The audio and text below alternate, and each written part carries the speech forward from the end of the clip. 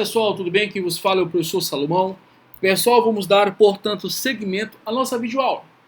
Bem, pessoal, para finalizarmos o bloco anterior, vou ler esse julgado pontual, né? É uma matéria que envolveu pontualmente o âmbito de incidência das contribuições especiais, tomando como ponto de partida, pessoal, a análise de até que ponto os Estados-membros podem instituir contribuições especiais. Assim sendo, pessoal, trago para vocês aqui, como está no bojo da tela, o RE 573540, na lavra do ministro Gilmar Mendes, inclusive relator do caso. Matéria essa bastante importante, que inclusive sintetiza muito a nossa fala. Olha só, pessoal, vamos aqui ler o item número 2 da emenda desse julgado. Olha o que diz. O artigo 149 caput da Constituição atribui à União a competência exclusiva para a instituição de contribuições sociais, de intervenção do domínio econômico e de interesse das categorias profissionais e econômicas. Essa regra contempla duas exceções, as contidas no artigo 149, parágrafo 1º e 149-A da Constituição. Traduz. Olha só, pessoal.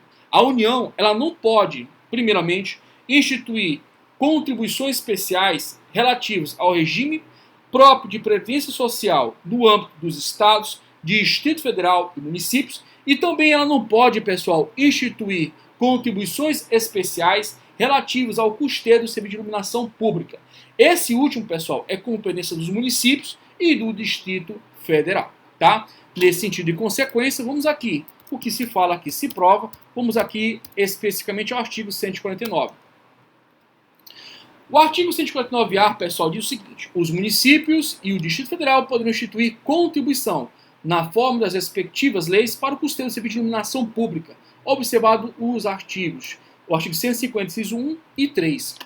Parágrafo único, é facultada a cobrança da contribuição a que se refere o caput na fatura de consumo de energia elétrica, tá? Especificamente, portanto, pessoal, os municípios e o Distrito Federal têm competência para instituir o que, gente? A CID ou a COCIP. Beleza, pessoal? Tranquilo? Tá de boa? Bem, no que tange ainda a análise do julgado, vamos aqui ao item 3, especificamente essa parte em vermelho, e vamos destacar aqui o item 4. Olha o que diz. Os entes federativos somente podem instituir os impostos e as contribuições que lhe foram expressamente outorgados pela Constituição. Os Estados-membros podem instituir apenas, olha o destaque aqui, apenas, contribuição que tenha por finalidade o custeio do regime de previdência de seus servidores.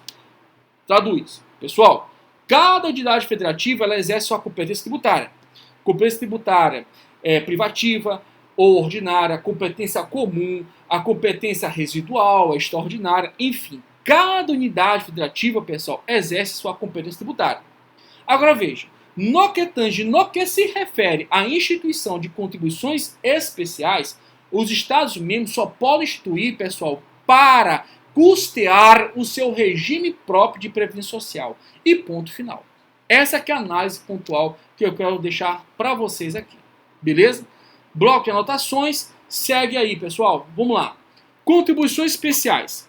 Até que ponto, pessoal, nós temos aqui a incidência ou não do princípio da anterioridade?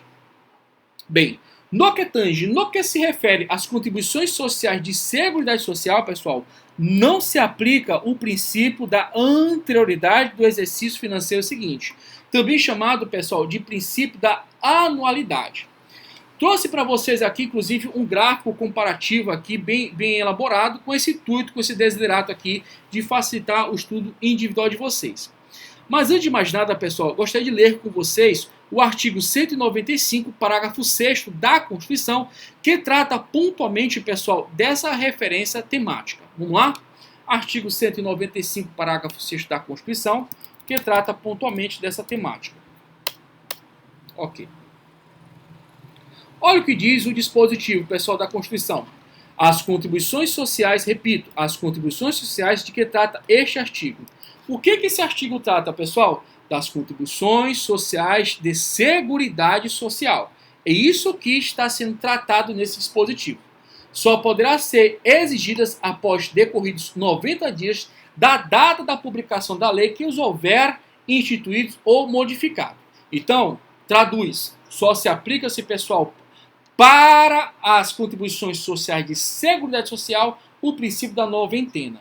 O que é o princípio da noventena, pessoal? Bem, Publicada a lei que instituiu ou modificou o tributo, pessoal, decorrido 90 dias, já pode ser cobrada a lei, conforme a sua modificação, ou conforme a instituição do tributo.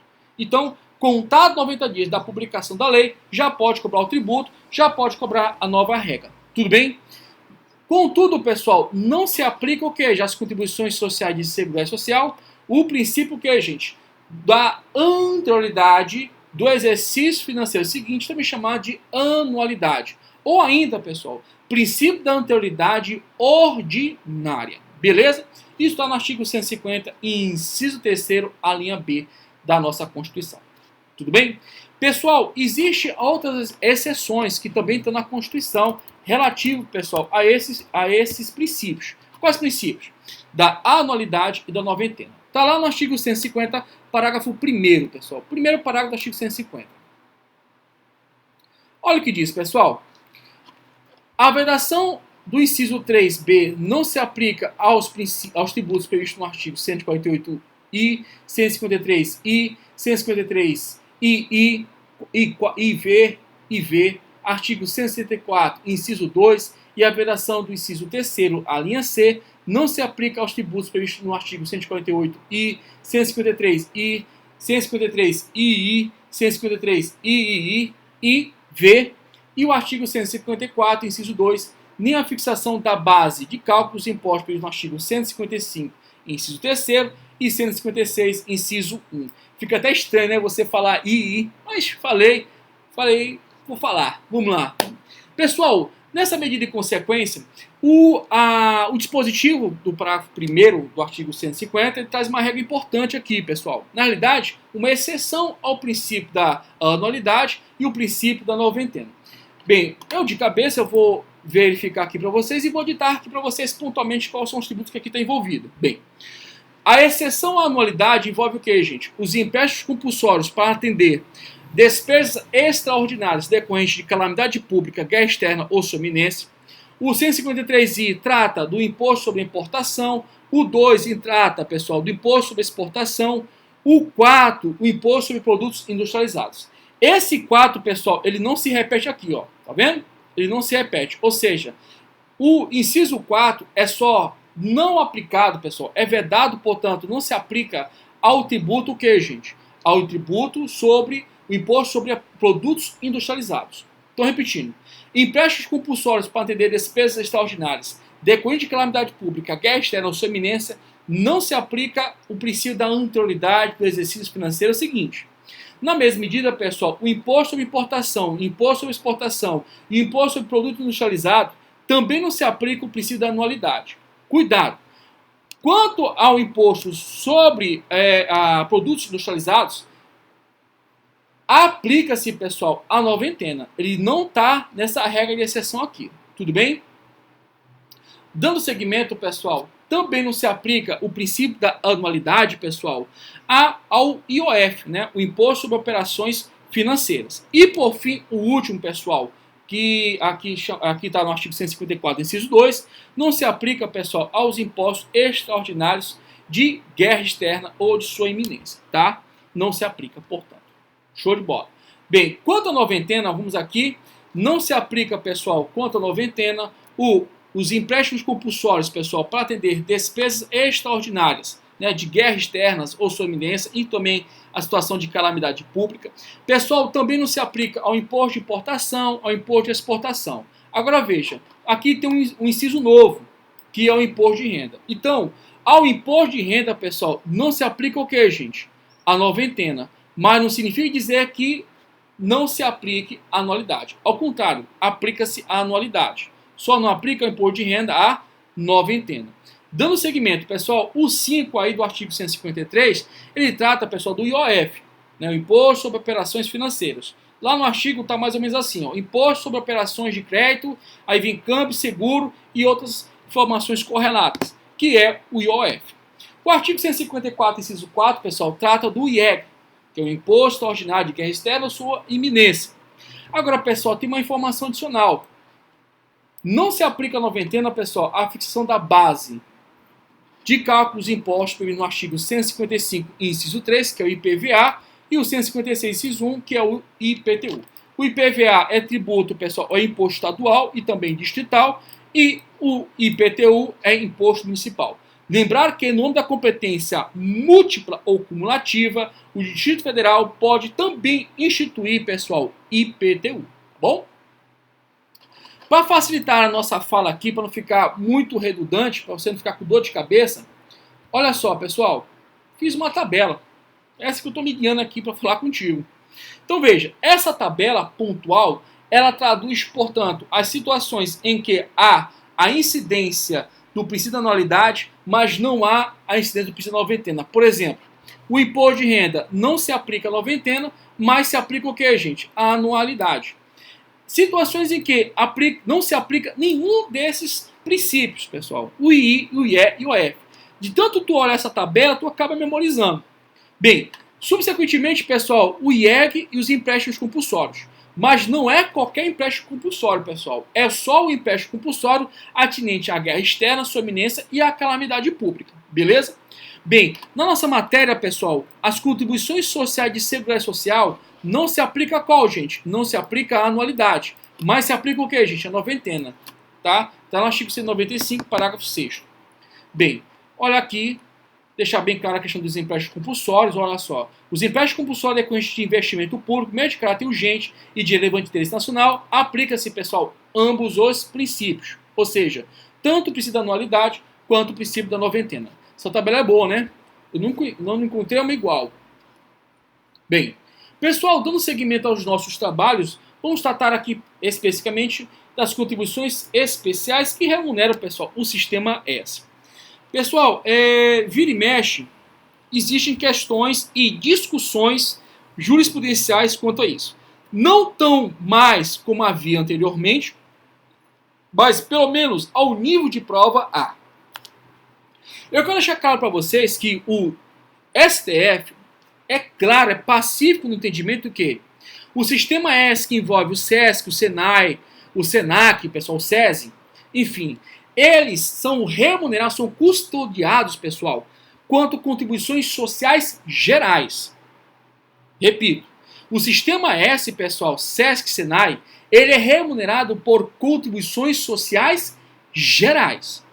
Agora, pessoal, o SEBRAE, inclusive teve vários precedentes, um em 2013, salvo engano, teve um mais antigo que é em 2013, mas já a gente confirma aqui. O SEBRAE, pessoal, ele não é, portanto, remunerado por contribuições sociais gerais. Ao contrário, a remuneração do SEBRAE, pessoal, é por meio de CID. Olha que lance interessante. O Supremo Tribunal Federal, inclusive em 2013, me conserta se estiver errado, daqui a pouco eu vejo aqui no nosso material, foi inclusive na lavra do ministro Gilmar Mendes, e aí nesse julgado, pessoal, firmou mais uma vez o entendimento que as contribuições para o SEBRAE é CID, não contribuições sociais gerais. Beleza? Bem, pessoal, só confirmando. Beleza, acertei. Então vamos lá, pessoal. Trago para vocês aqui o julgado pontual que traz essas referências. Eu vou ler a parte de vermelho porque é a parte que eu entendo aqui para te explicar, para você entender mais pertinente a matéria. Vamos lá. Bem, STF RR 635682, ano 2013, tá? Na lavra do ministro Gilmar Mendes, o grande constitucionalista, tá? Eu leio demais as obras dele. Aliás, eu e minha esposa. Vamos lá, pessoal. Olha o que diz a emenda do julgado. Contribuição para o SEBRAE, tributo destinado a viabilizar a promoção de desenvolvimento da micro e pequenas empresas. Natureza jurídica. Contribuição de intervenção do domínio econômico, pessoal. Artigo 149, caput. Olha que coisa interessante. Bem, pessoal, compete exclusivamente à União instituir contribuições sociais, não é. Agora, de intervenção do domínio econômico, é o caso. E de interesse das categorias profissionais e econômicos. Daqui a pouco nós vamos analisar.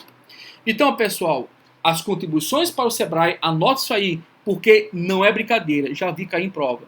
As contribuições para o SEBRAE, pessoal, não são contribuições sociais. Não são. Tá aqui na tua frente. São o que, gente? CID. Bem, é válida a cobrança do tributo independentemente da contraprestação direta em favor do contribuinte, tá? É a própria natureza da contribuição em si. Show de bola, pessoal. Agora só recapitulando, o precedente, na realidade, é de 2003, mas foi publicado em 2004, né? Agora é Carlos Veloso. Bom, trago para vocês o precedente mais antigo da matéria e, mais uma vez, reforça a nossa fala. Não se inclui, portanto, a contribuição para o SEBRAE no rol do artigo 240 da Constituição Federal. Constitucionalidade da contribuição do SEBRAE, constitucionalidade, portanto, do parágrafo 3º do artigo 8º da Lei 8.029 de 90, com redação determinada por tais normativos legais. Beleza, pessoal? Tranquilo, tá de boa. E acima, ela informa a natureza, portanto, da contribuição. A contribuição para o SEBRAE, pessoal, é contribuição de intervenção do domínio econômico. Show? Tranquilo? Poxa, gente, isso aqui é muito legal. Bem, bloco de anotações aí para vocês. Passamos a 15 minutos. Ó, tô no pique, vamos continuar. Pessoal, contribuições especiais. Aqui, outras contribuições sociais. Professor, você já falou isso aqui já outras vezes. Eu sei, mas não custa nada relembrar, né, pessoal? Até porque eu estou seguindo aqui uma didática, né, um roteiro para vocês. Bem, nesse sentido e consequência, pessoal, vai de novo para a tua Constituição e vamos lá para o artigo 195. No 195, vamos para o parágrafo 4º. Olha o que diz. A lei poderá instituir outras fontes destinadas a garantir a manutenção ou a expansão da segurança social, obedecido disposto no artigo 154, inciso 1.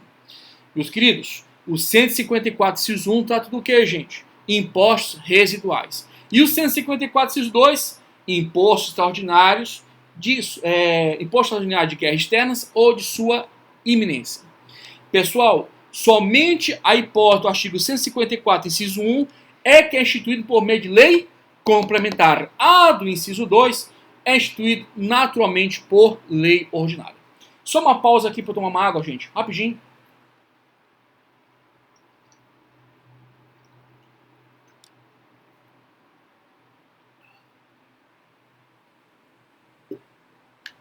Deu sede. Vamos lá. Então, pessoal, vamos aqui ao artigo 154 para a gente novamente lembrar dos conceitos já abordados. Olha o que diz aqui, pessoal, o artigo 154. A União poderá instituir, mediante lei complementar, os impostos não previstos no artigo anterior, desde que sejam não cumulativos e não tenham um gerador ou base de cálculo próprio dos discriminados nesta Constituição. Traduz, mais uma vez, professor, não tem problema, estou aqui para te servir. Os impostos residuais, primeiro, somente só podem ser instituídos, por meio de lei complementar. Trata-se de situações não previstas em nenhum tipo de imposto previsto no artigo 153. Indo mais além, em nenhuma modalidade de imposto. É algo inédito, pessoal. Não pode ser cumulativo. Não pode ser cumulativo. E não pode ter, pessoal, fato gerador ou base de cálculo próprio dos impostos discriminados nessa Constituição. Em síntese, é algo totalmente inédito. Essa realidade pontual aos impostos residuais, ela é replicada, pessoal, ela reverbera para as contribuições sociais residuais, ou também chamadas, segundo o Supremo, de outras contribuições sociais.